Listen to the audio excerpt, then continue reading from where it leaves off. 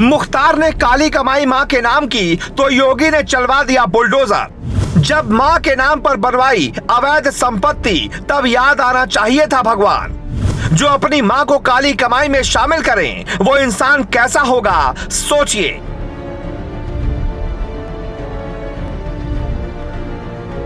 कहते हैं माता कुमाता नहीं होती लेकिन पूत कपूत हो सकता है, जिसकी सजा मां को भी मिल सकती है। मुख्तार की मां की गलती बस इतनी है कि मुख्तार जैसे नालायक बेटे को जन्म दे दिया। मुख्तार अपनी मां का नहीं हुआ क्योंकि काली कमाई पर उसने अपनी मां का नाम कैसे डलवा दिया। अब कुछ लोग कहेंगे योगी बदले की कार्रवाई कर रहे हैं, लेकिन आप सोचिए योगी की जगह आप होते तो क्या करते? क्या मुख्तार की वो अवैध संपत्ति छोड़ देते जो उसने अपने मां के नाम कर दी थी? अगर योगी गलत है तो फिर मुख्तार का परिवार कोर्ट को पेपर क्यों नहीं दिखाता? और जब योगी सही हैं तो फिर आप ये रिपोर्ट शेयर कर मुहर लगाइए। अब जो हुआ पहले वो जान लीजिए, फिर कहिएगा कौन गलत है कौन सही। कुछ दिन पहले ही पत्नी और सालों की संपत्ति पर योगी सरकार ने एक कार्रवाई की थी। अब रविवार को मुख्तार अंसारी की मां राबिया बेगम के नाम गाजीपुर के महुआ बाग इलाके में करीब 810 वर्ग मीटर जमीन को कुर्क कर दिया गया है, जिसकी कीमत करीब 3 करोड़ 25 लाख रुपए आंकी गई है। गाजीपुर के जिलाधिकारी के आदेश पर गैंगस्टर एक्ट के तहत ये कार्रवाई की गई। मुख्तार अंसारी और सीएम योगी की अदावत काफी पुरानी है। इस अदालत में परिवार शामिल होगा किसने सोचा था? फिर भी अगर कोई भी परिवार का चोला ओढ़कर अन्याय के रास्ते पर जाएगा तो चोला उतारने के लिए हमेशा धरती पर कोई न कोई वीर जन्म लेता है। वो योगी होगा, वो पुलिस का जवान होगा या फिर कोई आम इंसान होगा।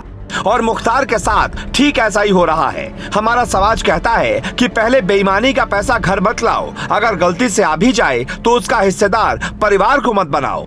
माँ जैसी पवित्र किरदार के लिए तो कभी सोच भी नहीं सकता जो बेटा अपने माँ के लिए ही अपराधी हो, वो प्रदेश के लिए क्या कभी नायक बन सकता है? अब हम आपको एक कहानी से मुख्तार की कहानी को समझाते हैं।